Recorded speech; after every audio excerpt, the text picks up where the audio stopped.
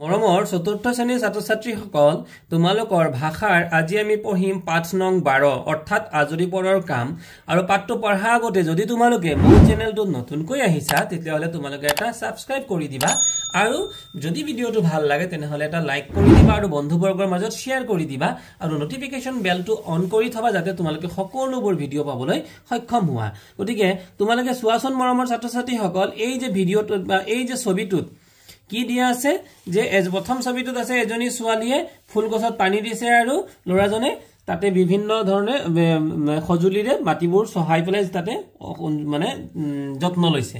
দুই নম্বৰ ছবিটোত মাকে কাপোৰ ধুইছে আৰু ছোৱালীজনীয়ে পানী তোলাত সহায় কৰি দিছে তিনি নম্বৰ চিত্ৰটোত আছে যে ছোৱালীজনীয়ে কাপোৰ মেলি আছে আৰু মাকে কাপোৰবোৰ পানী টুকিছে পাঁচ নম্বৰ ছবিটোত আছিল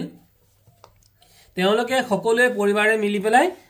কেৰম খেলি আছে 6 নম্বৰটোত আছে যেহেতু মাক দেউতাকে পঢ়া শুনা নাজানে লৰা আৰু ছোৱালী হলে পঢ়া শুনা কৰিছে আৰু মাক দেউতাকে তাকে শুনিছে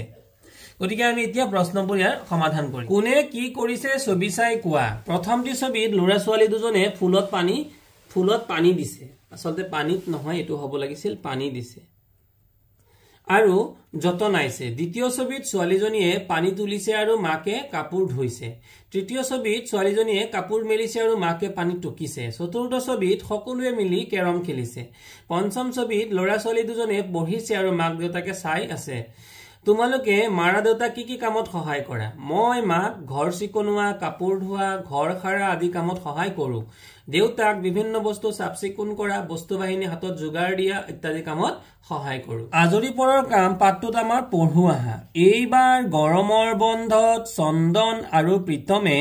গাঁৱলৈ গৈ কেইদিনমান থকাৰ কথা ভাবিলে সিহঁতে গাঁৱৰ ককাকৰ ঘৰখন বৰ ভাল পায়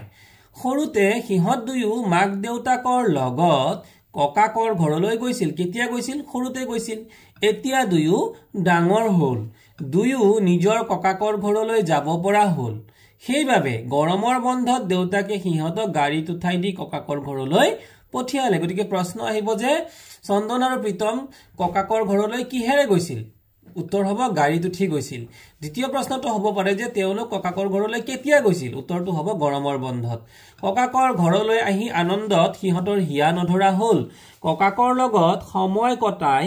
দুয়ো ইটো হিটো কৰিবলৈ ধৰিলে চন্দনে মন কৰিলে যে ককাকে বৰ সোনকালে শুই উঠি পুৱাৰ মুকলি বতাহ লবলৈ যায়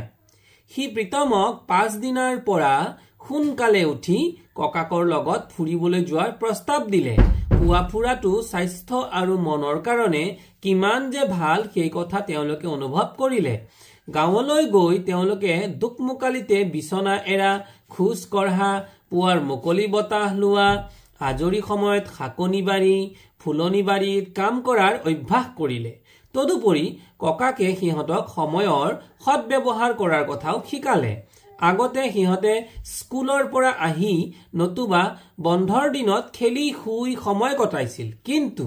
এতিয়াৰ পৰা সিহঁতে সময়ৰ সৎব্যৱহাৰ কৰাৰ আঁচনি ললে গতিকে কি কৰিলে চন্দন আৰু প্ৰীতমে যে সময়বোৰ অবাবত নষ্ট নকৰি পেলাই তাক যাতে ভাল কামত অৰ্থাৎ সৎ কামত বা সৎ ব্যৱহাৰ কৰিবলৈ বুলি মনতে ভাবিলে সিহঁতে ঘৰৰ আগফাল চিকুনাই ফুলনি পাতিলে ককাকে শিকোৱা মতে সন্ধিয়া হাত ভৰি ধুই প্ৰাৰ্থনা কৰাৰ অভ্যাস কৰিলে তদুপৰি ককাকে এই বয়সতো নিজৰ কাম নিজে কৰা দেখি সিহঁত সঁচাকৈ পুলকিত হ'ল এতিয়া সিহঁতে আৰু নিজৰ কাম আনক কৰিবলৈ নিদিয়ে আজৰি সময়ত মাক বা দেউতাকক সহায় কৰে গতিকে এয়া আছিল মৰমৰ ছাত্ৰ-ছাত্ৰীসকল আমাৰ পাঠটো আৰু এতিয়া আমি আমাৰ এই পাঠটোৰ এই যে দিয়া তলত যিবোৰ প্ৰশ্ন দিছে এই প্ৰশ্নবোৰ আমি সমাধান কৰিম আজৰি পৰৰ কাম পাঠটিত কেইটামান বাক্য ৰচনা আছিলে প্ৰশংসা মন পুতি পঢ়িলে প্ৰশংসাৰ পাত্ৰ হ'ব পাৰিবা চোতাল নাচনি ধুলিয়াই নাচৰ চেউত চোতাল কপাইছে কাহি মদনে বান কাহিত ভাত খাইছে চিকুনাই ঘৰ দুৱাৰ সদায় চিকুনাই থব লাগে তীৰবিৰাই আকাশত তৰাবোৰ তীৰবিৰাই আছে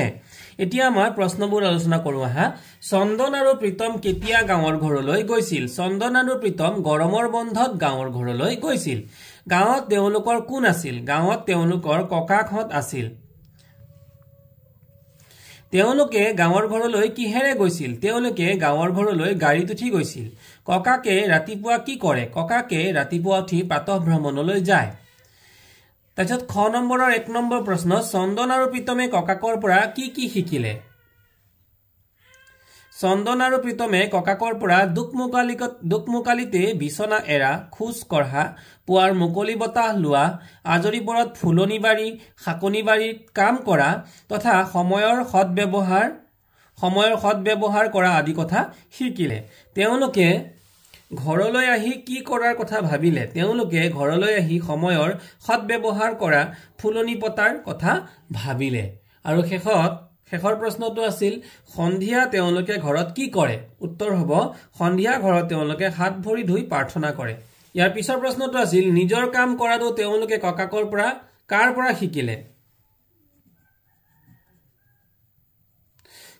শিকিলে নিজৰ কাম কৰাটো তেওঁলোকে ককাকৰ পৰা শিকিলে এনেদৰে ভিডিঅ'বোৰ চাই থাকিবা আৰু বন্ধুবৰ্গৰ মাজত যিমান পাৰা ভিডিঅ'টো শ্বেয়াৰ কৰি দিবা আৰু মাজে মধ্যে মোৰ লগত কমেণ্ট কৰিবাচোন এনেকৈ লাইক কৰি পেলাই মোক কমেণ্ট কৰিবা থ্যাংক ইউ কিপ ৱাচিং